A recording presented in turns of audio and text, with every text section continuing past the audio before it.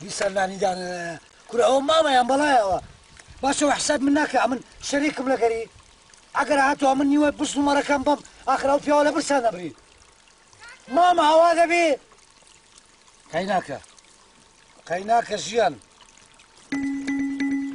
ئامۆزای خۆشەویستم قەی ناکە لەسەرتان ناچی وا دەزانی بە هەموو عەقلی ئەو مەڕ و بزن و ئەوانە هەمووی خۆیتی کورە بابە نیوەی خۆمە لە بارم مایتەوە ئێستا من نیوەی بفرۆشم ئەتوو لە برسان ئەمری بە خۆت و بە کچە بەرمیلەکەت لە برسان ئەمرن بەس قەی ناکە دەبێ ڕاچینەمە دڵکە بەبێنان دەبێت ئەکەی کوڵە قەی ناکە مامە بەتەمای مەعیدەی من بشتێنی مەعیدە باشە ئێمە شەریک نینە شەریکی نامە بەتەمای بە خۆت پاڵ دەیەوە بە کەیفی خۆت نانی بخۆی و برنجی بخۆی و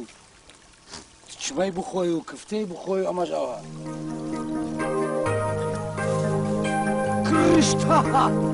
کرشتە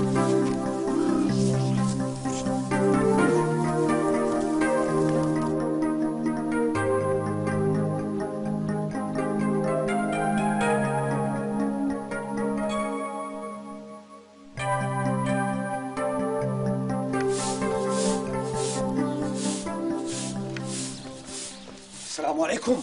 باشا اتو هيركي لبو من دادني بو گرماي نابي تماتي لگداني بيازي لگداني دوناني تيري گور لگداني لو امن بشرني ما لو تشولو تشياوي امن بخو بمرو بزنوا شواناتي دكم لبونغو باشا دي اما شريك نينا نيوي بابتا نيوشي منا برودي او مرو بزنا غركو بيناوا لنا خاني دانيو بيادو شدي خوان بتني خدمتكاري بابينغو نيوا او تسخا ورا كل الحوشي زمان النقر بيم زمان الدبرم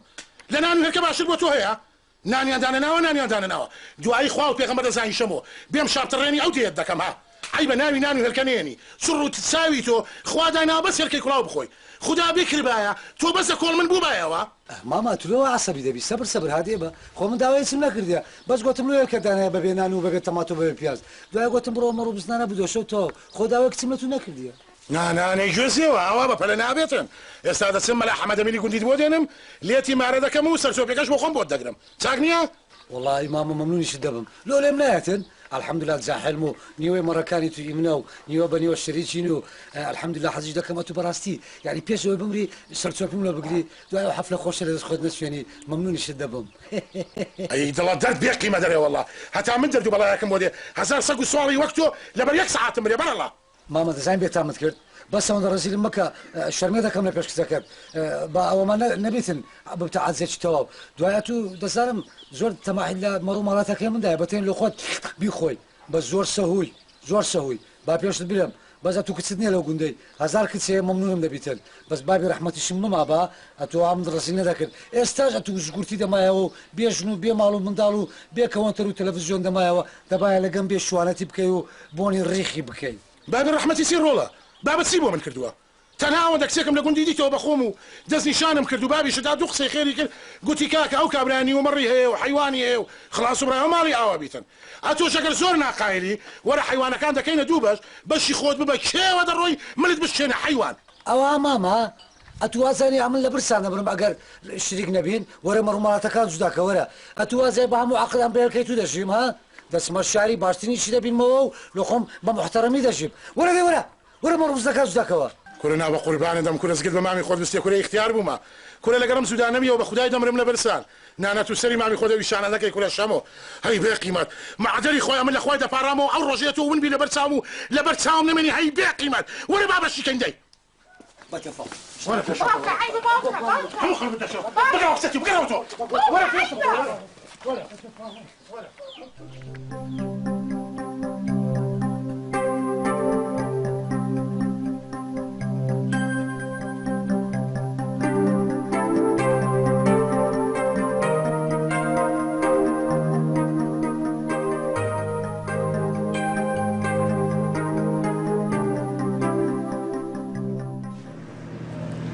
السلام عليكم عليكم السلام سرتاوم. باشی وەستا سرتاوم بەخێر بێ. بێ زەحمەت جەناب بەسەحەب دوکانی نەخێرە کورسێ خاوەن دوکانە. لۆچما لەمە زیاتر کەسی دی هەیە لێرە؟ برێ بزانم مەزرعەت دەوێ، خانیت دەوێ، عەردت دەوێ، دوکانت دەوێ. واللهی کاکە ئەوەی ڕاستینی خانەیەکی مەکشوفم دەوێتن سعرەکەشی مناسبی و دوو هۆ دەبی بەسە سەرچاو بەدخانێکی مەسکوفت دەوێ؟ ئەوە مەکشوفت دەوێ؟ هەر خەمت نەبێ ئێستا خانیەکت لە بۆ دەدۆزینەوە. تەلەفۆنەکی لە بۆ بکەمە من.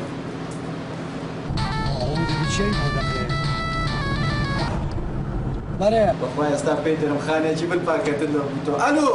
چیە پەشیمان بوویتەوە؟ وەرە بابە کەس پەشیمان نەبوویتەوە نا. ئەو مشتریەکی جێول ساف هاتیە. ئەوجا گوتم بزانی خانێکی باشی لەوە نابینیەوە. یعنی دڵی سافە بەڕاستی قورتیاری نەکەی بە قوربان دەبم.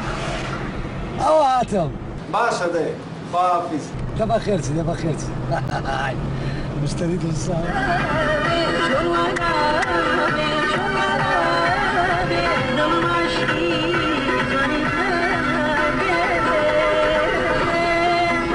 خوا بەخێر بێ سەرچاو. ضعفك يا أخو سلامت بي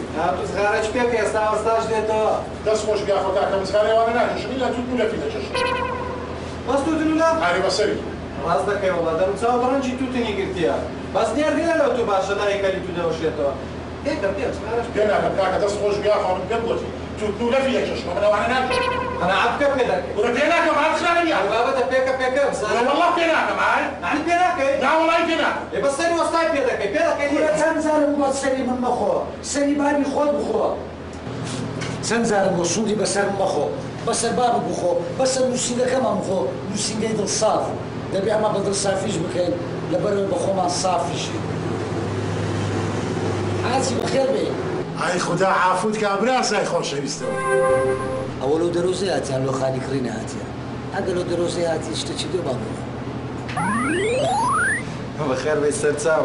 أرين خالد دريت وستا شمي دناسية وها بدا ما ويت مشاي دكاي. بلا بلا كاكا تأكي دناسا كو يعني ديناسي بري. كو يعني أنكو بيكو شرطة بنا بيكو وقت خوي يعني عسكر بينا. يعني حرس حدود بينا بين الخمام بيش داري ما هذا. نا والله فكرم لبيكش تداتي. يا رجل وستا شمي لمينا يوم قصر بيكو تجارتها عندك دالة بين العراق والكويت. كنا بابا الشرطيسي عسكريسي مينا القصريسي كنا كوري ساقري والله أمن ماني ما أو براسا خلاص يعني أتو ماني شموي. شنو؟ ودري من مامي شموي. مامي تسوحالي أمن يك ماما بو لشوني سفر بلد شهيد بو هو احتمال دروسة كده وإمام نية خاني بكري هو بريك أقل فقير استشهد في سبيل الله بدل صافي بيدي خارج تاوكم أقل أتو مامي شموي أو إلى شر السفر بلو جيم الشهيد بونازا مفقود بتوي استهاتي أو بمامري أقل دروسة كريشي تاوكم يا كمان برد بخو ما طاقت مالي. كنا كاكا جابا قرباني هندو تساوي مامي سفر بليتشي تسي ودرو سكري تسي كنا كاكا من مامي شموي ما كنا بابي جياني معي هاوار باشا جيان سيا ومكتب عقارات سحر بازة سيا وجيانا. ياتي ولي والله أقل أدري بيه مكتب عقارات ودلالي تسي كنا كسبة كيت وقتي خوي برد داسو نمدا شموي أو تكاكا كسبة كيت جيان حبك كم كنا شمو جيان أو هالياد مامي خودنا ناس يوا كنا برياسا خوشويستكم كنا بفكر نعمل تقول سشتكي بسيط المالك عادس بو أي تعود لك بس ماني خد قلت مرة حيواني ليك دكينوا أنا ما لك سودانك دولة من سودان بيورويشي داوا جيانة كل برد داسو نمداي نم قلت سرسو بين لبو دقرم كنا كوري ساكي ساعتي ما بنتمي والله جيانا بمير ندى هلا بوتوم دانا وشمو جيان ما كتسي تو أنا بنسيا هاي وشمو قيتو قوزة هذا بس ماما باشا أنتو بتتسلميني كمان مني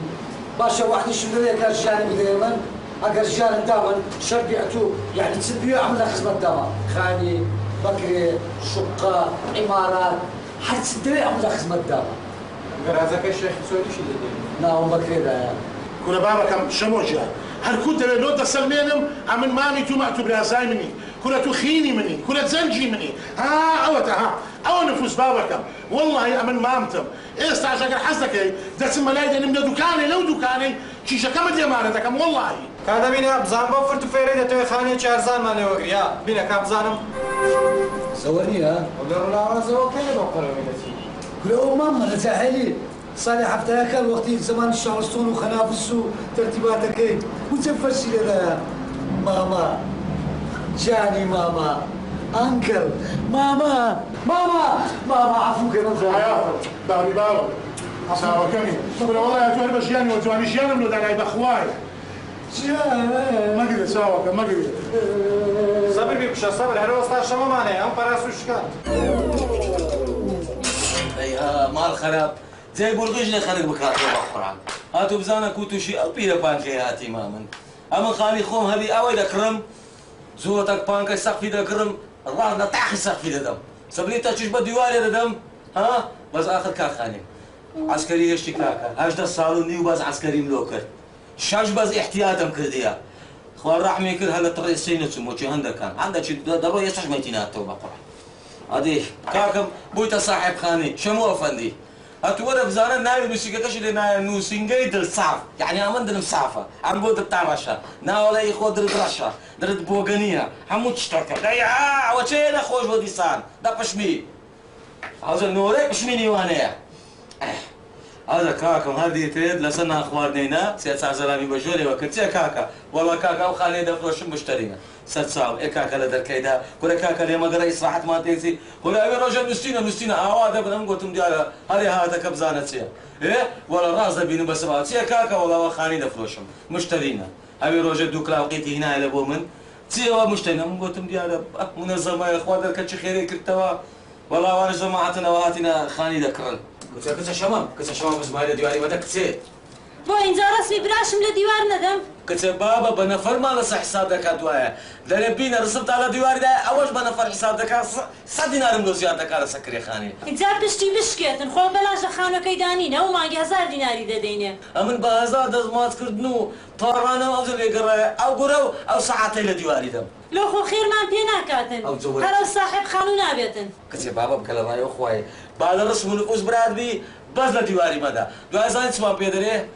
دري اوانا نفرن همو عايدين قولنا بس بروج دست يشير بشوان دين ليرة دنون بينا بيصلنا اشكش منو زيادك هاي ما كتب يا بريموني ها كتب بابا شمام كتب بكلا الراي او خواي بجي منك زلل ناكي اكسون رسمت سيلا ديواري قابلتو محرزي دكيوا بيش عندا يا بابا ها هذا من دار كان شريتي لو راقرن او يجي ما قاسو كتشيلي لو صار بيز مشتري بجوري وركا بلي هم نفروشم هم كريزيات قلبهم مقابلي او رسمانا لديوار تنداك دابا شەوە دای ناکتم ڕەبی عەمری خۆی و خانیشی نەمێنێتن كا خوانا كملي للشيء إصلاح دكم خو سلمان جناي لبو كري خاني كل ده بابا نا باملي للشيء بقرآن ملي بالشيء ده كري خاني زيادة كا ده بيصدنا لم ده علاجم كرديا هذا ليه قرر بقى كيت ساكمو لا مشكلة باشترى ها اودي سنه ساعه دي انشتي والله شيء عالم تسمع بيدني زين انا كان تسمع بيدني هسه لسه كل شيء شاستا كنتي هسه لسه كل شيء انشا كنتي هسه برضه دعاء الشوفير يقولون كذا كمان هسه لسه كل شيء انشا عيبه زين هذا ما مني خصمك هذا ما مني عالم تسمع بيدني سامي ذاك قبض يا لو سمعك انت يا ماشي عندك ها واش عم تنزل بتقول مكسيوها قد بالمكان بني الشعبات يا ماما دابا تا ما كنت ولا بركه خو ترتيب خويا قول نيا لا بابا قلت سيدي قلت بري ويا قلت خوشه بس اول يعني انا خوشه لكن انا وش تو ولا كاش كنتو صحنو تلفزيون حديقه مبارده يعني فرقيه بين بارك يعني حسب لي انتو حسابي لو هناك الا كنت بينا ما استا مثلا اما اگر انتو یک منظره بنزمانه لقى مريشي اگر ما هو فريدنا وترى كزبي لا تيا فريدنا ما وترى كزبي بارم صورة بارم شوية من هذيكو هاري زور ناس على تون سفيكا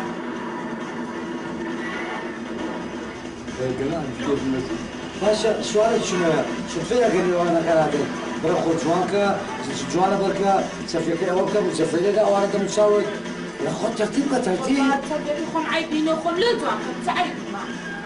تبيت عيبين يا بختار كتو جوان كده كان بيستبغدها انا تحوشت جاب لي خد جوانا كي ترتيب ده كي اتو شوان بيتاد وين شوان مو اتو بس انت اللي خدتها كي اتو بانطول الدبل كي اميش تتفق كم دادني هذاك من شكون دواري بجوانا دەبی چەپێ پێ جوانە بۆ قورعان فیلمە عەندیکەیە خۆش جان و باشتان جۆزی زار صاغول واشو صاغولسن حياتك والله بزم مكتب يعني على من خدمة يعني دائما الله رزق versin ان شاء الله الله رزق versin جو صاب مكتبه تمام انا باخذ دم السان ير السان يوم عيال بدام يشتغل دام بلا اي دام وصل بعد دام وصل سانو دام يوخته يعني والله دور دام مو باش ما تسند شريه مشى بيو شابو يمشاكم ياخذ ابغى قاعد ما مشى يعني سنة ما سن هو هذا هو ابغى قاعد ما مشى يعني ما انا دمام شو قالوا جات المشمل من دبير بالقرار بدور يستلم بالكيس او نوار ما نوار قال حد يدخل مسجد والله يوخن موسوس بلا رجات ان شاء الله ان شاء الله حد يرسل تصور كان اخر ما وين بيدا تشو استجالد بدك تدرك هيا تتصوري كامل جواتي دركمان ولا شي ندير الى اسبانيا ما رانا تشي خوي دكاي كان مسلمو وصعب خوش ومرتاح صاحب عائله ومريح استا وانا فرج الى قومي خوات يا خاني دي خاني مشتري غريب هو مشتري بالصاف بالصاف بخير بس تصاف نجلس بخير صحته كيف بخير خوش جادو ديري خوش جادو صافا بو كيف دبو اغلان بوستان جود صاف ديودا ما شاء الله والله اي اغلان عيني كل سنه بنزله اقدر يا استاذ تمام كزور بيكو قيتو قوزه صحتونا جاد ايسن كيفو تركمان وين يا تركمان والله يا استاذ بالسنه هذا حياتهم اذا بلا بي بابدا وصيده تفايدوا ما نمشي بس تصاف ديري جوز ميزان زين ستري ابن جوزوان اها وارد جور بالصنع تمام جاس قالب تخصو جوز ما هالبراغ من الاولين القديمه وحتى استاذ ديري بس اولدان بلا انديا قدر قرداشر شبتن ترجمان تمام بس حوا ادم على عند قدر هالقرداش دقابه جيب لي روجك حتى كم رسمي لك بقرا تركماني او ديري حزيدرن bir gün رسم تطاقن بلا نوار جوزوسنا نوار هل ناقص قال يسمى حزرا الى رسم تطاقن ديري سرتاوم حزك يا كاين ديري دتي رسمه شي لك حاجه في باب سينا موضوع كي خوما مثلا تسيدي وتينا ديري موضوع قابسن ات قاب قوجنا ختنا babam kapı aşık idi ben gelmişim bir dam isterim eğer damız var iyiydi ديري كاكا او در كاين موضوع كديتو بارتني انا دام خانيه كم دير دا خانيه بمدري زورا تو اختي ناقص damlar naqsı ورا جاتو جاب او منطقيه مالها او انا امو خانين صدمتي صدمتي ديري بمنطقه مزوار يا وكلا حمس 100 متر لا هر مال شي دوازه سيزده من داري بتشكوك يا ديري هر يوندا 15 uşağı var küçük uşağı ay baba onu öyle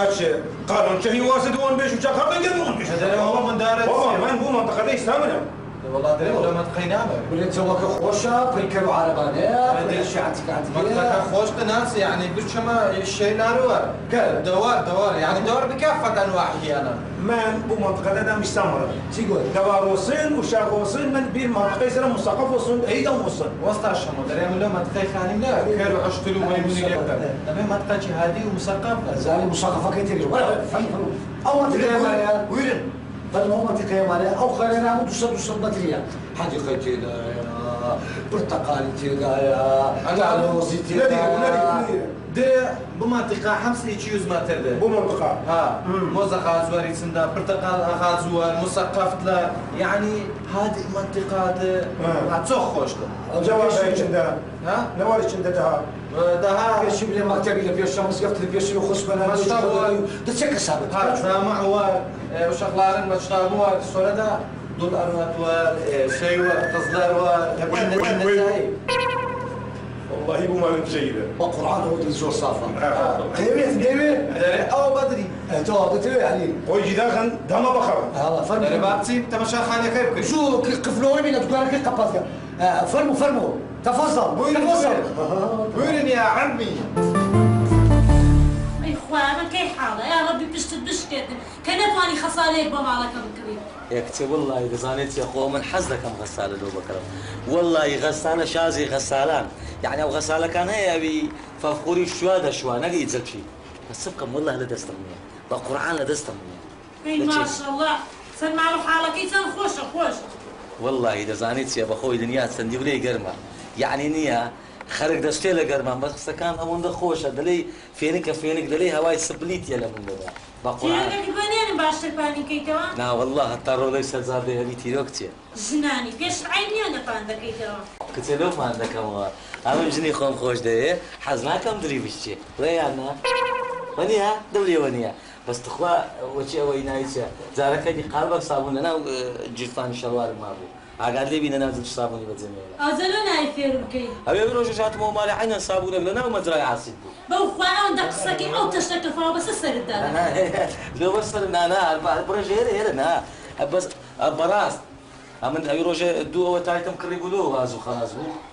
لۆ تو چیتە محاسبی هەمووشت دەکەیوە نییە؟ نا تیشی ماڵ دەکەیانە من دەیکەم. مەسەلە ئەوە نییە مەسەلە دەرێم یعنی بڕێک اقتصادی بین یعنی لۆمان دەرناویە حیاتی مەدرۆ تۆڕە دەبین بۆ خۆ ساڵی گرانی نییە اقتصادی بکەوە. فرمو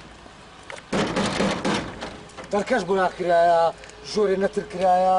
پێی بێ تەرجمەکە نەدیرم بوو درێ قاپسە بۆە خۆڵنە ئەیدی قاسووار سووار کارباسووار ئیشار بەخنە جات بوو حدیقە دیا پوبلەر بوو خەباروار ڕێحانە دەمەکەیان چی دەبیرە دەبخەنا سووار جێولوی چندە قاڵە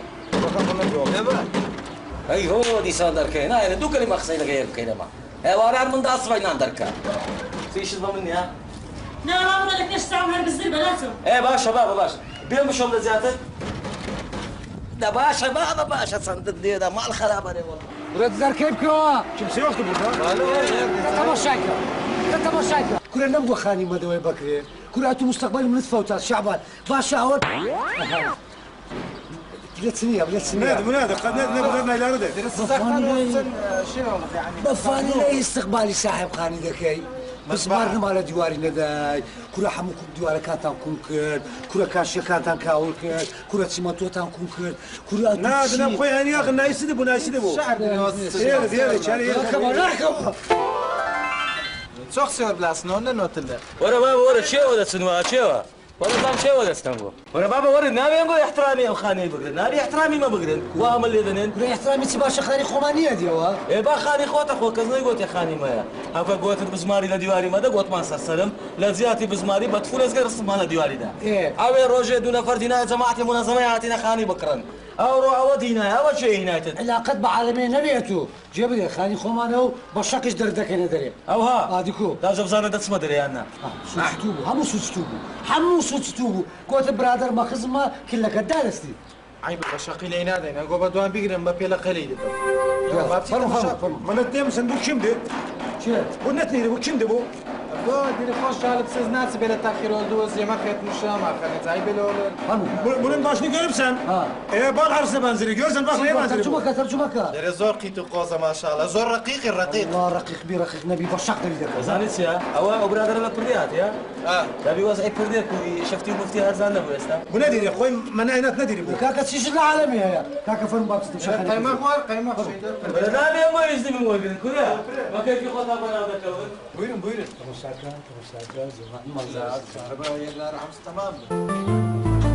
ئەوە چیە دیسان؟ خۆات و قەت شەرم حیات بە خۆت هەر ڕۆژێک دێنیتە سەر خانوت؟ کچێ بابە خانی خۆم نییە ئەمە حڕێتی خۆمە دەفرۆشم نافرۆشم کەیف خۆمە ئەوجە خانی خۆتە لەو کرێتی تێدەکەی دوایەوە کرێخانەت دەرم لەنگۆ ئەرە وڵا هەر دوو ڕۆژ پێش مانگی کرێخانوت دەدەینێ کچە بابە تو باسی شەرمیلۆ چێ دەکەی لەوەی دەکەی ئەو فەقیرەوە چ شەرم تەوزیع کرا ئیجازە بوو فەقیرەی لەوێ نەبوو ئەرێ بەخۆی لە بەسای بوو خودداوە چی لە ئەرێ وەڵا عەمری نەمێنێ بۆ خۆی بۆ خانی احترامیشمان ناگرن خانیمان دایتەوە لە بزانە ئەدی هەر ڕۆژێ بیسی زەڵاوی دەیچژێت کاچی خۆم ئەوە مشکلە ئەوە فەقیرەی تورکمانە لە زمانی من ناگە ئەگەنا باسی خانیەکەی لۆ دەکەمە من وەڵا بابا ڕۆژێک تورکمان دێنێ ڕۆژێک عەرەب دێنێ اینجا بەس ئەجنەبی ماوە بیهێنێ بەدی سێ کەس کەش لە ڕێ ئەمری ئەو خانە نەمێنێ کە بەکرێ دەیت و خۆش بی سەلامەت بی مەمنونتم ئەتو بڕۆ حرمێ بڕۆ ژۆرێت و عەقڵ لە ئیشی پێیان نەبێ ئەم پێک دێم لە گەریان ئەی ئەمری ساحێب خانی ئەو هانەمێن هەزار زاری کاچی خۆم وەڵڵاهی وەلەو ناوت نازانم بەس ئەتۆم زۆر خۆش دەوێت دیارە کابرایەکی باشی وەڵڵاهی ئەو خانەیە بەکارچی تو نایە بێ لۆ پێش هەموو شتە چی کارەبانیە کارەبا دەبی مقاوانیە بە باوەشینەوە بخۆت باوەشینەکەی ئەوەیە جارێ ئاو هەر نییە بە مانگ زارێک نایە بە تەنکەری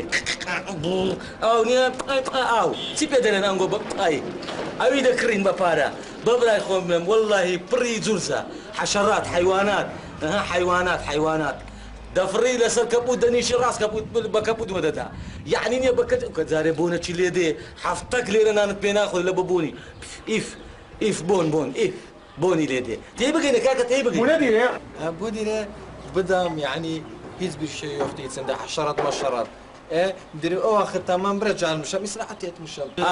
هيز بالشيء الحمد لله الحمد لله سرحت يدب يعني دري هيز بالشيء مياخذ عند دور سيارة المشام والله دور سيارة ما شاء الله ما شاء الله ما شاء الله بالجمع شيء قوي قوي تمام تمام طاوخ عامل صار بردا بس قوخي اخته تواوا قوخ ما خي اخته يسرحت وترسل بس هذا بس الله تنسر قبو دام الله خوش نام دي السيارة عالم خير لي نام خير لي دير تو خير ده كهرباء معدل سوق وزخيس تماس اوس جال تمام بس زموني يسترخ بس هذا قوي كده غرفة انا بخاخن غرفة انا بخاخن بخنور غرفة هذا يلا وين بس شيء ده وارد يعني عاد ظلم اشتديد ناتو شغله رجعت المادة غير كن سليزنا غير كن كاتش كريسي بخوي بيزداك عادز بتازه وكابري هذا مخانينا كر ما دام هو معيبه بيبوني نازهم تسدي ولا شي شركه وتير عصبانه دي يعني بكلقنا كري لي بياينه وكهرباء نبي انا درنامه بس بخاطر يدري وسط الشمي تازه راتيني بشر مزارنا بيني كل والله امن ممنون تما بقران ممنون تما امن زانيم امن تيغان كاكي فتحواري خبرت شي ده زادم اتابو شرطي بكري ده الحشر بترجي وليا اري والله ممنون تما زام تشي زادم برجي زانيتيا ما دام ويليات برون تمشى خانه كده باكاي في خوت تمشى كره والله او نسينجي بنايتو كراياتو درت قرا صافه او دري بوغانيه اما دمغو او در صافه شي اتوا مزاناتوي دبرون تمشى كان اجا وستاش مره ده كان وستاش امو نيوراني ليره من شابي دومري شكتا لو برمو دومري شك تيدغن كاكا بس وستات على قربي والله هيش كنان يشتغل هذا من دبرون تمشى خانه كده الرخصه دي استاذ تمشى ده كاين دار باشا برام زور ممنون بويرن ممنون والله تتساو زوجينا بويرن ما غدا خوشت خير ان شاء الله كرا شي بسمع لديواري ده شي او بسماره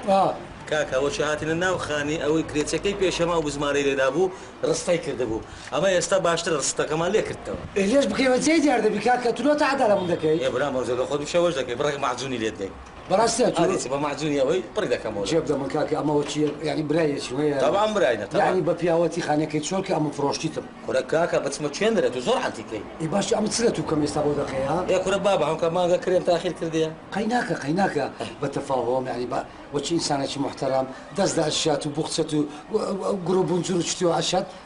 بودر تو كاتش خو باشا وش امن او خانيه من تو كرت بكري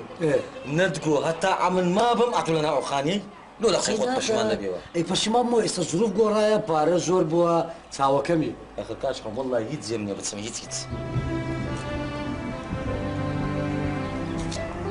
هروشي خويتي كذا سيرنا ده سبوها خير ان شاء الله بسمارك تكو كم ديتا اوا كربابا او بسماري الصبيه قديمه مايتوا او باش تمشاكا تيلي بيوي كاتش خم لو بسماري تو دوار خيب دكاي وندا كاكا يصبيه صبا لو تخو صبا نكرايا بسمار بدارينا كنتين بسماينا كنداركاي اي او يصبيه نابيني تيلي لي ارايا زيد يا راه برام متحقمه زيد يا وش قديم ايش تصور حسابنا كي برام تجي تختخش كل بابا لو ديواري كنا كنساوى بابا هو دكانك زيران ما كاكا نقول والله نقول كاكا دكاني زيران ما انا تعال بخويا نقول بقران نقول انا بزور ولا بعرف شو انا مزان دكاني زيران ما انا دور بعرف بويرن جات ثانيه خراب داي اوه سقف مغربي ها خبر ثانوي سقف ثانوي صوفي ثانوي والله خوش خير ان شاء الله برات زمخانات باشا اخر جمخانه ولا شالتور ولا شيدار ولا مستوعبين ولا شوف شيء ينشد دباكي ينشد يعني خير ان شاء الله تمام ليتر دكان دارك ابو تانجي دروز زكاه ابد سبك قيناك انا اخر تاسيل بنا غير خانيه كيدك تاسيل جيت كيدك كاكا جيت السقف برده يا من سبكم كاكا خذ دكان ايمني قيناك تقطق بودس مدري كاكا تقطق مكا يا كاتش خم كابرا دري من دكان تانجي شو ما يادي كويش يا اخي ديوارك كان شو خد هذا بي الشق ده ديوارك كان كاتش خد سوا كم اتو هر وازن هنا انا وزعي لو تسكر دي امك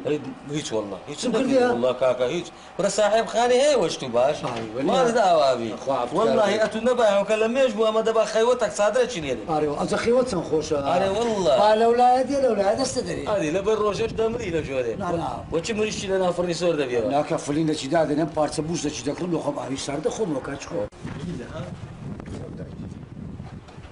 من سلام بودم كم نادن داده قەشمونن ئاد نادە چی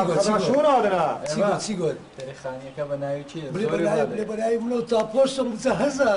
با ئەم شەی ئەوراقە تەمام بێت تمام ده خير ان شاء الله خوي داخل المكتبه يا زاغن عقد كان يا فاخن يلا درە بابڕۆ عقدەکەی بنووسین جێول صاف دبرون أو من لقوا بردو كلمة مقسمة يلا تفضل تفضل تفضل خواحافیز خارە پیرۆزە أتو شرط تساعد بكوا أو خانة وشي بالبيل تساعد محافظة باقش رايقنا أو أنتش عردك ما شون كاك سمتوي كبردا زانيت أو بودو كان دارج بيوم تخينك والله يك شختي بكاتنيا صد شختي إذا متساعد دكان دەم سای من هذه لە دەم سای دوکاندارەکەی ناکەی هيناك برينا غير مجيب دمان صدفة أقل أولا شكري بيقناعات مشتري دي كمينة أتوال أقل خانك يا بي ان شاء الله هەر پێک نایەن ان شاء الله لا بيقدر إن شاء الله ان شاء الله جارة شي ديش بفان لي استقبال مكاعيب حافظ بەخێر چی نەدیت کۆکە ماڵ خراپ خانیەکی هەیە وا دەزانێ عیمارەی هەیە بزانە خوا خانی دایتە چێ خوا کەریمە لێ بقەومێ سەراو بنیکە ولا جيب ده الشعر زين جيب ده باخذ زين من تازه زوامه وهم ترتيب كرديا نادەزان حزم لي بسم الله مالي ساعتي تشكم اجل او كابرينيا عقدوا او كان توا وكانوا دو تليفون لو كباشا دعوەتە چی لەو من تێدا ان شاء الله محاولة كاملة فك لو بكرم دیسان فەلافەل نەبی جوانك الله اللي كردم بابا زارشت كردم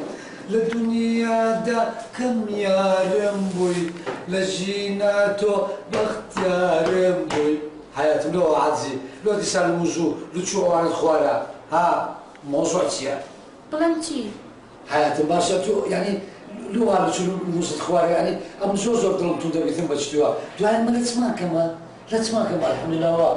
بطل منزل مانيا اشياء مانيا خانه خوش مانيا ترومبيل مانيا نوسينجي دل صاف مانيا حياتهم يعني ام زوزو بيمنا خوشا جيان جانتو عازبي براستي يعني اتو عازبي ام الدنيا سروجيه دكم كاو دكم او دست عليهم بدا مشاهدو كري ام دست خونه دكم هو حياتهم جيجي بيمنا له عازبي له كزيناهم كزيجناتو انا بهيش ويلم ده قلت أري والله أويلك بدها هالمشاهدة بديلهم أم لا تايفك يخوان بزتهم هالمشاهد حياتي مشيان يعني معقول يستوى عزبي أم يعني أكبر تصيات لما خاتجو بس بيملي السبب عزب نكتيا بس بيملي تستا والله هيك نبوة بس تعقدنا بخوار بدروس كم ولا برو بتعقدنا حياتي مو عزبني دبي لا تعرف شيء حاسس مشكلة نيا أستبعد بما أرقى مطعمي دعوتك أدي أمن بتومنا قد أجازة وخشي لنا ندمو بس تلفونك ملوكا يكسر أمن دم أجدي ما باشتري مطعمي هستا بابسي ده هستا بابسي باشتري مطعمي هستا فرمو حياتهم أوش خوشتري مطعم بيوش بعز منك بيوش بوينك أتو لما الشيء بكي أنكي السلام عليكم زاوت زو السياحي زاوت زي خوشي خواردن قوش تكا حمول خدمة الداعي بزتو عزز مبا بخير من كاك خوش بي صدق نساوكم باشا تستان هيا تشريب هي تكا هي كباب هي قوزي هي تصدق حياتهم من نفر تكا أخو يك نفر تكا يا والله مش حازم لتكا وتشريبها كاكا دو نفر تكا لقيت تشريبها شي بريسر كبياز بكا تمشى بياز من اخواردي خذوا يك تشريب دو تكا كوا حياتهم زيت كوا الله يرخوصها سن سياحي وخوش بري دارو بارو بري بلبلو تشيش كذا خينيتن بونكا بوني ريحاني دي الله لو بوني اشتري خواري او حد فرموا بريفا اي والله زور سباس سرسلم زور انا بخير تساوك زور بخير بين يا اخوة بخير بين طبخوا حياتي طبخوا فينا لا تاخذ عزيزكي لما لي خواردنيا اواتينا مطعمي اقرات لي رجنيا تتسينا مطعم شديكا شجر مطعم زول بخو حياتهم تشريب وتكا بخو حياتهم لو بلقمين اخوي خو صد شتك لبودي استا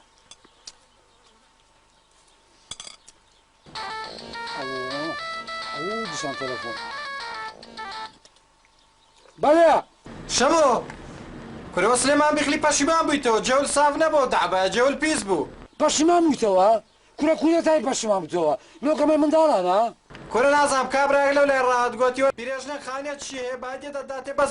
بیخوازی ئەرێ بە سەری تو هەڕاست بەغاردان هەرات گوتم وەرە کاکە گوتی وەڵا نا مەگە پیانگۆش پیرێژ نەکتانەیە خانێکێبی مشکلە نیە دەمەوێ والله وبالله لە پێم نییە سنەی لە منۆ دەکەمەوە بەدەماسەش لێت دۆم لۆکەمە منداڵانە لۆکەمە ژێ بدە لە دوکانە دانیشتنەوە دێم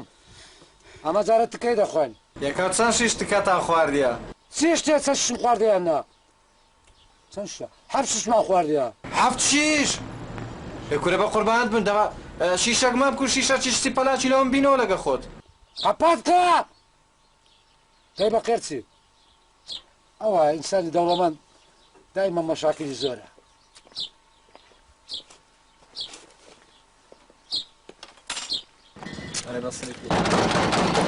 يعني كاغ نهرين كوري أوا كاغ نهرو بس سري تفانيا كسري ديشين لوتو أوزات كيف خوتا ديكي معراس كوري ديكي مخزن ديكي سنتر ديكي مكتب أوي خانيا كشاز بالفعل هذا الرئيسي بيت بابشي الجورة دي شو بابا شو هذا سجورة قابل خاني دركينيا سينما في تعقد برا بكيف خوتا سجورة ما بارد داري في كدول قرتيها شو كاكا تماشاتي جوري تماشاتي خانيا كيف شو بابا والله مشتري كاغ نهرو والله بابا تمام كاشي كاغ نهرو بخير بي وين هذه وانت كويدة تانينا هم روجة بيسي كذا كاكا إيرا متحفة يا معرزة يا سينما يا الحمامة برام سادة زين سيتو عادز ما بعادز تكلل دوارك أخو عفوتك أواني دي مشتري نبون حق خوته وبري أواني دي هم مشتري نبون زورك ويشت من رزيل وقرتاقون بارها بينات ده دانش بلاش ولا شو من دست ما دربين بس كاغنا رو برياتش خوانه يعني ما شاء الله أخو هندي ده تيونتا سنجيم بوا باري درجي دوتيار بتسندي بيو خاني دكرم بس ببينم تبغى خير ناوتسيا حقير أنا برا أما كاكا لقال كاك شعبان ياتي ما أود درارة هاتي ما خاني كيف بين مو دكرم ناي خوالي يعني بزاين كوا مواصفاتي كوا مواصفات أما بيدل مواصفات تصير كاتش خو مواصفات ودو غرفة هلا بنباني لقى مطبخ شيء لقى حمام أو دستة أو دستة كش معدل جيرايا لبي أول دستة وريه تاديك أويك كيش كيليا هو عالمني عندك كيش كيليا هي زولة تجا عندك تياري ليا كيش كي فانتو ميليا كيش كي وسي خويليا كرة هليكوبتري أباشي هيا أنا مش تشيه أباشي بشرفهم زوزي ليا أوندا شوان لقد دي تبنزي أو تمشي هذا كذا لقى زحمة نبي لا بتاني تشبه من هذا بشرفهم نية دور بوشي ليه بيد وبدا نقبة خود ببابيري شدوة هذا لا نعم قبري تيدا كاكا او حشرات انا الي مردي ما هندي ويلو بكرم زهير شويه لو بكرم نامرن كاكا سيره كي دخوا تير بيت بيدك اللي لقى زحمه يبرش كاش لين دي شعب وحديقة حيوانات وخانيان خانيه وصدر احمد بحديقه حيوانات برام كاش خد بعد كاش ما زالك ما عندك كاكا ما تينا جوري دو دقيقة وتمشى هذا كاينو دروني يعني اتوسي قدبه مني ها نا والله مسي قمنيه هتا بخوم نت مواصفاتك كاين بينا والله قمنيه نا بخوان ده والله وبالله وتلاي ما دام سيقنيها قوس الدشر من هاي بيشو تدقي قبوزي شي دشين قصيت سوابك ها شعب على برقات تنبينيا دبرو حتى او تغارم لكونا كابوت غانا كري برو ديلي راو نسي أصلا سمني حسابك من دالك باش اما خاني كاشت بكر يا دائما تدو ما جين زار دداني باش ما كيدو خد تسيدر تيجيش دي بابا خير بيدا كنغو دبرو لي راو نسي دي بشرفهم دو يعني شو سالت بيدا كمال دبرو دي يعني وابي منتي بيمنات ما ناس مدري تازا كاك شعب وبكريا باقي خوفتا كمالزا بروك زانا اوزو دزايله تشن تذكرينوا او ايلانغا يبي سوبيز خليبه دينار تشيل غلطي اوي مغازه وتيشم كده كاك شعبان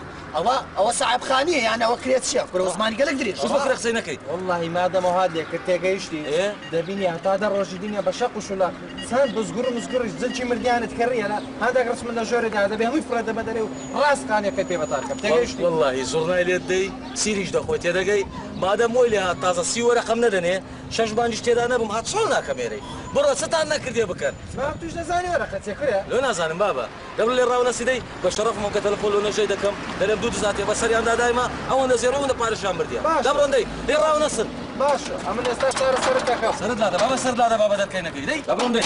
والله حتى يصدم قو سي ورقه بس تازه شيز ورقه ندني شش بانج كجنا كان سارك بتوب تياري لي ناروم دوازه سلام يجدا كوجم حياتم أتو هر تقصد بي أمن تنفيذ ذكام أدي أمن وعدنا ذا بابتك أقام لتو بيتن يعني إستا أم مجبورم أقام ليت بيتن أجر برسي بوي شيوت بينك لمالي بلي هلو كبابي السفر دو دينم تكل دو دينم زلك تصدق لو دينم باشا تلو رجعك تنور شل برناكي برسيد ميج ناكي نيجرو ناكي جوان بكي أمن حزم لي بتجي كردي بو جلی کوردی؟ آه. جلی کوردی جوانە. ئەیا تو لەوت بێت جلی کوردیت. آخر من با پیرم ئەوها بۆ دەی بخۆشم وا بوو. دەبمیش بە خۆم دەبێ وابم. ئیدە باشە حیاتم. جێژ مەدێ. الله. ئەو تەلەفۆنی ئەمنی کوشت. ئەرێ چ بۆ ئەوڕۆ نەمانتانێ قسەش بکەین. پیاوی دەوڵەمەند ئەوایە. بەڵێ. شەمۆ کورەوە دەرێ نامە دەرە لێ نەگەڕا تەمەشاخانەکەش بکەین. چە؟ وای لێ هات دێری مشتری بێتە ژۆرێ؟ کورە کۆیە؟ لۆگەمەی منداڵانە؟ ئەدەوە دەست و پێ منی مازە دەکردێ گۆ کاکە بەکرێم بدێ قوربان دەبم چوەختە بتێ دێمە دەرێ؟ نا. ئیهانەشتانی کرد؟ قسەشی گوت؟ ئەفوەن قسەشی گوت؟ والله هەردوو چای ها ئەو چارە بەدەم هەڵسەی خەڵاسی دەکەم بە یەکجاری لۆچمە گەمەی منداڵانە؟ لۆگەمەیە؟ زەد لا بەلات. ئەفوەن حیاتم ئەوە هاتم تو دەرێگە نیشال دەکەی. حیاتم ئەمە کە عەسەبی دەبم لە سەپارە و شتیوانیە ئینیار دەکەم. ئەدی بەچ خۆم تەکوین کردی غێر بە دەبانچە و بە تەرتیباتی دەبانچە نەبی بە شەو تەکوین ناوی لەو ظروفەی خواحافظ حیاتم. چیەوە دەچی؟ دەچم دوو سێ شاپی لەو کوڕێت دەم و دێمەوە. ئێدیە من؟ ها ئەتو لێرە بەئێستا دێمەوە حیاتم. ئێ باشە. ئەڵڵا بەتەمات خوا. ها عەمە دیسان چێ بوو؟ چێ بوو دیسان لە دەرگەیدا؟ ئەو جارە شاگردەکەی بوو. ئەو جارە لە ئەو چێ؟ یەکەکەیە کراوەکی دادەنێ کەچەرەکە. ئەوی لە ئەجنەبیەکانە چێت؟ ئەو یەکەشی هینایە بۆ من قەمیسەکی لەنگەی کڕە زان چیە قەمیس؟ ئەوی 25 بە دینارە چییە؟ ئەی بە جملە دەیان فرۆشت. هاتیە تەماشاخانی بکە گۆتم نایەم کەس بێتە ژۆرێ. قەسری هەیە کەس خانووی هەموویان رازی بکرد بە ئەویشم بەدا بامە پەیلاقان ئەویش. نا ئاخر نەگەیشتەوە حەدەی هەردوو چارم لە پێش دەکەی ڕەزیل و سەفیر کرد. يعني أبو فايلة بيته أو بياونه جماعتي مستجورة بس بيته ما كرتونه كاكا ئەنگۆ بوونە حەڕەز لێرە ئەنگۆ چنە کاچکەم وڵای ئەوەی لێرە تێپەڕی دەنە ئیلا ئێرە دایرەیە ئەو دووەش فەڕاشت لە پێش دەکەی بە شەرەفم یەک فلسیش بە عاشقان نادەم كاكا مرحبا أهلا وسهلا زحمة النبي حتى تابوا لك المناعي خير وانت ما خانيك بناوي تبزاي تاكد كيف حزمان ليها والله يا خاني بناوي مني راستي هاتي بناوي شيء بناوي تو كاكا راس بناوي منها أنا والله بناوي تو ما شاء الله بناوي منها كنا اللي جماعتي من بيع مشتري بيت مشايخاني كذا ورا كاكا مشتري بوت سبرام أقول رجل بيسبيز مشتري دينن أخا ماري مرام هم حرية ما تكسو كاكا هذه مش حرية خماني خاني دك نصين خاني دكرين تجارتي دكرين أو باري باري كده مش كاچو خما خماجي ساعات بينا بس بشرف ويلي هاتنا يا لبيا بيتش براسي ده علي والله ويلي هاتي بيوني عادي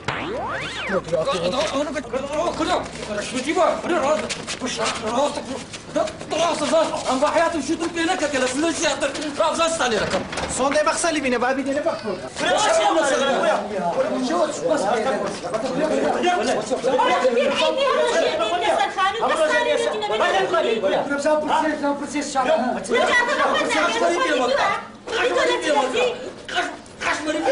ماما چی لو بینیم ماما؟ ماما باید چه بینیم کجا؟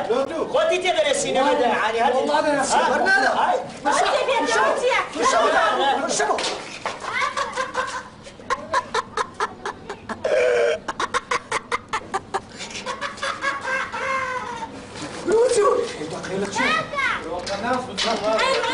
والله مو سالم راسن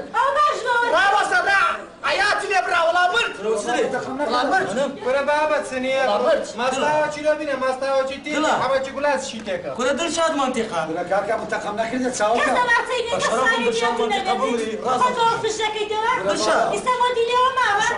دلشاد والله فرخ بعد مرت دلشاد منطقة الناس وما الناس لي أنا داري. لا لهاد ما لهاد لازم كان اقول لهاد والله مرت حياتي تلفونك يمكن حريق بعندك قوي بيداك. من حريقي ساتوش بشكل بريس عام حريقي اوعى يسعى بالشهر. كنا دلشاد منطقة ولا كاش خم مرضية منطقة مرت كنا والله والله بابا بيمنا خستخاني استحبة جوب بشرفهم لتا بشرفهم لتا بازا زلات طالب برد بابا بابي بين خستخاني بابي بين خسخانة رجل شيء كذا ما شيء. كنا دلشاد منطقة استا كل بتجري خويني غير فرصة. بشرفهم ليت خوشنا بشرفهم دوازا كنا بنصير لي دايا وتهاي قوم ديتو يا اخو بخير خذ عفوك يا اخو كاش كاك جنا ما هاتوين بونش لك حبيبي زين زنابة سأمر ذكي يما من ما لري زنابته اشتكى قضاء قدرة تعزى هاتو حسك مراسي مش لك كوتاي بيتك كوتاي مشكلة بيه تازة بخوي مشكلة تعزى دس بيدك كوتاي كوبيد يا برام پێش هەموو شتێکی بەخێر بێ ئەو زەمالۆت بڵێم لۆ کۆتایی پێ نایە کاچی خۆم دڵشاد منتیقە بوو زاحێلێک بوو بەس عالم معجبی بەشی دەبوو زاحێلێک بوو بەس عالم معجبی ئەخلاقی دەبوو هادی لۆ پێیان دەگوت دڵشاد منتیقە جەماعەتی منتیقی هەموو لێی دەترسان لە بەرەوەی کابرایەکی بەزەبر بوو هادی برام ئەوزا خزمی تو بێ لەو گۆڕەی لە تڕێسەی بیکوژیت کاچی خۆم کو مشکلە کۆتایی پێ دێ ئەبی لەمە پیاومان لە بن خۆلێدانایە خۆ پشلەمان لە بن خۆلێدانە نایە وەیان نا دەزانێت چیە هەموو سەروەت و سامانی دنیام لە پێشدانێن ئەمن بە قوربانی نینۆکەچی دڵشاد منتیقەی دەکەم زانین چیە خارە بەخوای دنیا ئەندان دەینێنی ئێستاوە لە دوای مامی شەمۆی هاتێ بۆ بەشگن باڵایە یعنی خاتری مامی بگرە کاکە شەمۆ هیچ خاتری مامی بگرە لی خۆش بەو جارە شتەکە هاتیەوە یان نا بەخوای دنیا ئەندان دەینێنی لەدە کوڕەکەکە وەڵای پێشانە مان کۆکە بین دسکۆکە بوون ئێستاوا گەورە بووینە پاش فترەی دێمەش اختیار دەبووینە بە خۆمان دەبرین پێویست ناکە یەکێکمان کوژی وە یان نا بەکرێ ئەموو کەس قسەی بکات و قسەی نەکەی ها وەڵڵای وەبیلای وەتلای لە بەخاترێ و مام حەزەی نەبی هەر بەشت تێدا هەردەدەم لە زیاتر دڵشاد منتیقەیە لە لەسەر دەبڕم ئەتو خۆت دەینی ڕێز دڵشادی دەلێ وەڵا ئەمەش گچکە بووین گەورە دەبین دوای دەمرین ئەتو هەموو قەلبت خۆپایتەوە دڵشاد هێشت خۆپا بووە هەزار ڕەحمەتی خوای لێبی هیچ دەنجێ نەکەی ها ماستاوچی کاکە جان بیکە لە ڕای خۆیان تو دەگنێ کاکە قسەی تێدا مەکە قسە مەمنونت نیم بکە لە ڕای خۆی ئێستا تۆ بەس بە من بڵێ لەگەڵ ئەو برازە سەختە چێ من چۆنێک دەریتان دیتۆتەوە ئێوە مام حاجەت و هیچ عەسکەری نەکردیا بەڵێ ساڵ عەسکەریم کردیا نەدەدیت لەناو معسکەرێکی 4000 نەفەر غردەبووە هەموو جەماعەت یەکدریان نەدیتەوە کو یەکدریان نەدیتەوە غێر قاچاقچی لەگە قاچاقچی کلااوچی لەگە کلااوچی ئارەخۆر لەگە ئارەخۆر سیمرغیش لەگە سیمرغی ئادی کو دەرێ مەنزەڵ دەگەڕێ پیاسەکی لێ دارێ بە پاسکریان بە چییە پیاسە بە پێیان پیاسەکی لێ دەوجە قەپاقی خۆی دەبینتەوە ئەوە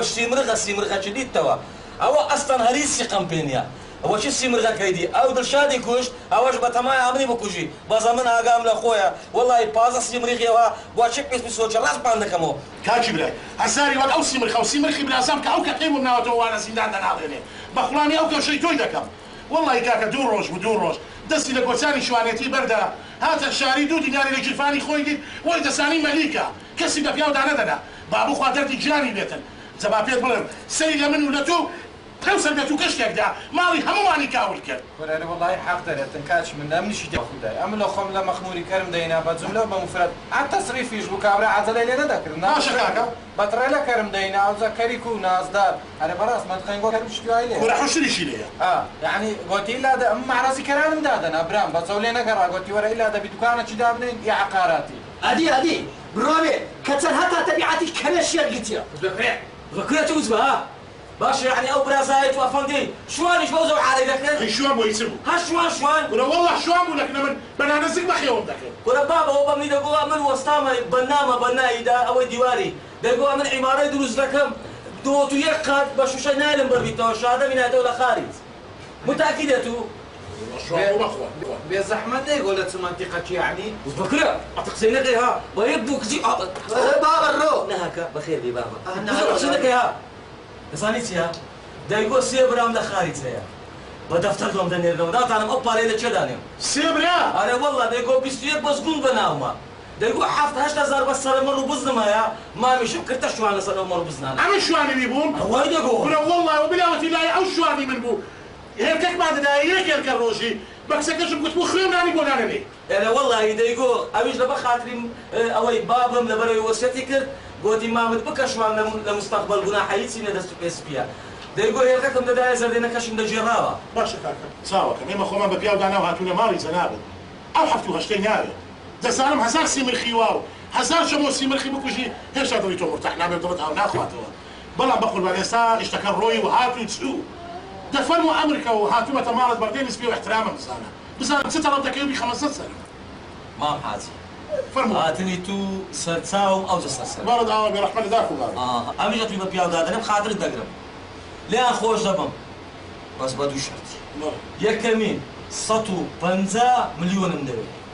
150 مليون لو زورة يكون الرحمة لبابل كل هالشكل خاطر بقرأي هاوار أقل أو خانين مفروشهم باسي خاني نكري ما معازي قطعيا باسي وخاني نكري أو خاني خيني لنا ورجايا دلشادي آموز عمنا ناوي كجرايا معناه ويطرا أو خاني بيق هيدو شرط يمنع معناه عمدك هاد سيمر اختيت كانت يا مشتري ولا بينا ها تدقي كل ساوى كم ولا دست ماس دەکەم بە قوربانت استغفر الله استغفر هەر شتێکم خاتر بگرە خاتر ها اي خاطر لو زيادة 150 مليون ولا بە قوربانی ئەو سمێرە دەم هەر شتێکم خاتر بگرە ها شرط دواميش عاوز لو خاطر الدقرم او سيمد غيب رازات عويل سزني استقاتيا بويتا ميمون امتي محمدي خوانەوەی خراپتری بەسەر بنی امين ان شاء الله نيا هر قوتر دبي قوتر ثاني قوتر سيا او بحياتهم لناو شاري بيبي نو هلا على يدكم نبي لنا شاري بيبي إذا ما دام سرعة ما ناكل جبت والله اودو شرطه ما هي شرطيه كم هو خاطري توش تشتري إيه قبل بزار صار نها كتسندي بشتري ساري قوكك ساري قوكك عودو شملي فريدا سطو تسلو هاش قبات السنه عمري إخوة رزاي حق يا اخو بخير بيسار تساو خذ عفوك يا أخو بس والله يتخاطر الملك مع الخراب بدون فريدا ده عاوز بس تسلوش تقبات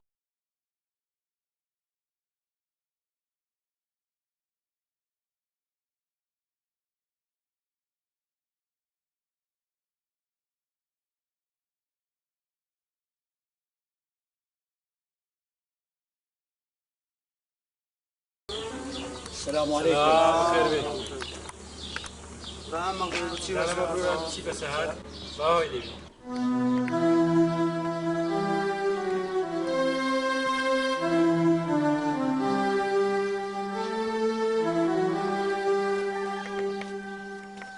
ژیان بەیانیت باش حەیاتە بەیانیت باش چۆنی والله زۆر خراپم یعنی ماخۆر ئەم لەناو دار و ماران بووم ئەمن لە شاری لەسەر تاخم نوێمی دەنووسم بە 15 وەرەقەی بوو ئێستا وها ڕەزیل و سەفیل بوومە جا من چی بکەم چتە سەڵاتەکەم هەیە چ بکەین تازە توش بوومە من حەیاتم برسیمە بڕێک خواردنیدانە هەتە بابت ناتەوە بچم شوانێتەکەی بکەم باشترە چیت بۆ دانمجا هەیکەبی لەگەت تەماتەبی پیازبی نانبی باشە بەسەرچە ها شمو سير بس بين الساحة أنا سبي جوت قلتهم شمو اللي قلتهم ما تصدق ماما نانم دەست برسیمە سير يكتتي بابا وەڵاوتی نانم بۆ حەزیکە میشتم بۆ پێت باشا قصة قرتي بوداني يقل لدناني بوداني لقل سبيني هلك كم زرجاني كي بوداني باشە بەسەرچە ماما ئاخر زەردێنەکە ڤیتامینی تێدایە ئەم بەتێنێ ناتام سپێکەی بخۆم قصة قرت بخو فيتامين مخو باشە ماما تو عفوم کە وەڵڵی ئەم غەلەت بووم لەمزانی بە قورئان تازة یعنی ئەم بەتێنێ أنا مسلمين دبلاتو یعنی ئەم لەناو داروباری بنوم ژیانەوە ژیانە لقل توما بەرێ نانو قصة قرت كده بيتيوا إيسا دتيوا بر حيواني إيه وارد دي ودتي ناو كلو رخانة كده خوي باشە باش ماما کەنجی دەکدێەوە ماری خۆ ناودارەکەی نایەوە دا بڵام چی هیچ دەسەڵاتێکم نییە دەبێ خۆت قسەی لەگەڵ بکە قسەی چ تەفاهمی نمایەوە تووڕە بۆ لە یەک جاری سوچی خۆم بۆ ئەم مەغروور بووم تەوە